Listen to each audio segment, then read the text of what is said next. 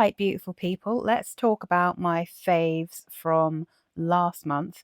So, March, we had lots of cold weather, but we also kind of edged into spring. And to be honest, looking at my choices, like four of these are more springtimey fragrances to me, and one of them, well, to be honest, even the other one isn't really winter. It's a little bit harsh because I did wear a lot of my favorite perfumes last month, like genuinely wore tons of my favorite. I think I wore Brit, I wore Angham, which is one of my new favorites. I wore Stash, Unspoken. I wore loads of my favorites.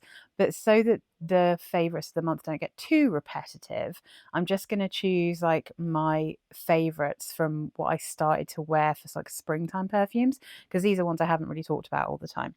So let's start with one that for a little while was a signature scent of mine, and this is my favorite rose. Like, it is the rose for me.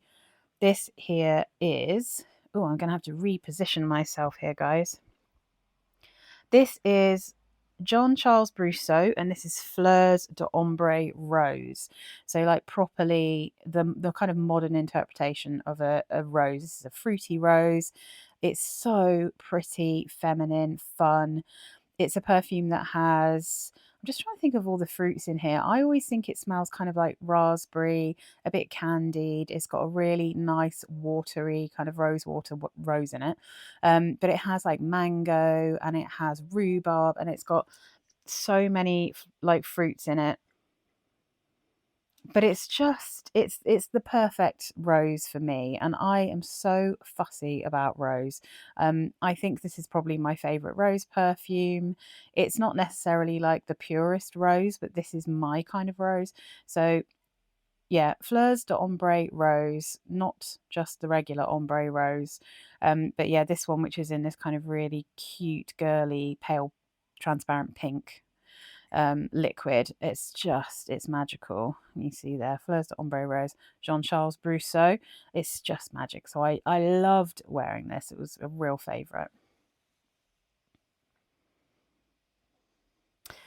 And then let's hit up Indi. Oh, it's such a big bottle. I'm going to have to push it down on my quilt. So Katy Perry's Indi is, like I said, like Stash Unspoken. I love that in the colder months. It's got the tonka, it's got the sandalwood. It's so cozy, a bit powdery, really sweet. Katy Perry's Indi is kind of my cold version of that kind of cozy, musky, woody scent. This is just, it's got loads of musk in it. It smells like coconut cream out of the fridge to me. It's got plum, it's got tea, it's got wood. It's like, I think it's cedar wood, but it's, to me, smells like a classic Santal perfume. I love it. I always look forward to wearing it. I just think it smells incredible. So Katy Perry's Indi, an absolute favourite of mine. And then let's have another favourite of mine. This is Stella Pop. I love Stella Pop. This is one I really have to keep reminding myself to wear more because I forget how much I love wearing this. Stella Pop is tuberose and violet, and it's got a real yummy, sweet kind of doll's heady, plasticky smell, which I love. And then it has tomato leaf, it's got mandarin, it's got sandalwood. It is just so lovely. It's got a terrible sprayer. It basically, it's not a spray so much as it's like a, what do they call it? It's like a squirt more than a spray, there's no mist in it at all. But it's beautiful, and I really love this perfume. It's so fabulous. I think the bottle looks really cool. Spray is just rubbish, but I love it.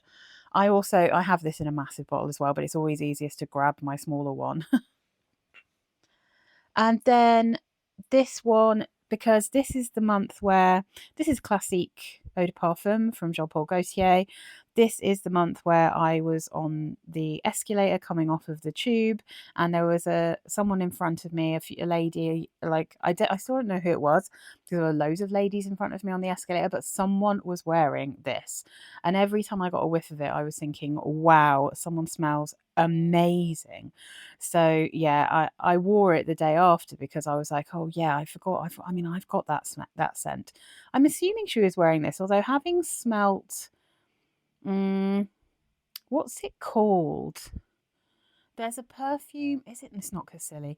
There's a perfume from Parfums de Marly which I tested recently and smells like Classique with ylang in it. It's just like, well, Classique has ylang, but like with a really strong ylang note in it. And I think that's delicious, that perfume. I really, really enjoyed it. So maybe she was wearing that, but either way, I wore this and I was like, I felt myself all day. I thought I smelled amazing, sexy, feminine, and just like really addictive. So Classique Eau de Parfum was such a good one this month. And then this is a new one to me, but it's an old perfume. So this is Lolita Lempicka, and this is called La Tentation de Lolita. And I got this on eBay, this partial little bottle. And it's basically the original Lolita Lempicka, which I have the Eau de Parfum 2021 version of. But this is from before they went vegan. It's got this, you can see the glass has a different kind of colour than, it's kind of less purpley and more blue, more kind of lurid and cool. And then it's got this cool, cool shaped bottle, like half an apple. This one just has lots of lemon and a bit of pineapple in it. So it very much still smells like the original.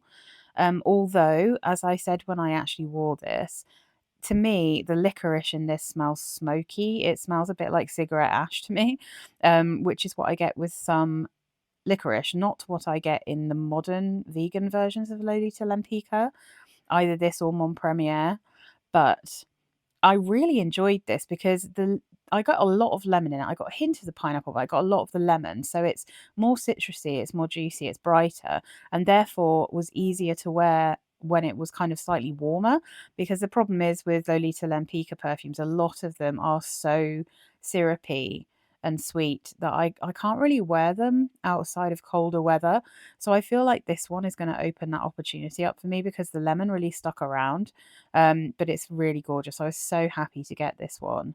I mean, I feel like maybe you could create something that felt similar if you layered the current formulation of the eau de parfum with like a really sharp lemon perfume.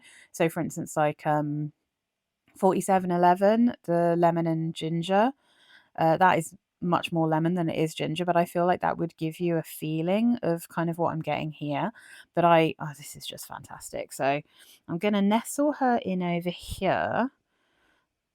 And then she really is nestled, isn't she? She's kind of drowned, bless her. Let's do some rejigging. So yeah, those are my 5. They're just hiding away. I'm gonna have to bring her out because the poor girl, she is getting lost in this bed. I don't know why, I just like to do these best ofs just on my bed. But yeah, so these are my favorite perfumes from the munch from the month of March. And I mean, I just wore so much good stuff in March. It's almost impossible to pick my favorites, but this is basically my top 5 that I am selecting when I looked through the groups. I think it's going to get real hard now because I will be wearing a lot of my favorite perfumes again. Now it's getting warmer, so it's going to be an interesting one doing these best ofs, my favorites, my top 5s. But anyway, let me know if you've got any of these. Let me know what you wore, what was your favorite this month, or last month, I should say, in March. And let me know what you think of my choices. All right. Thanks, guys. Bye.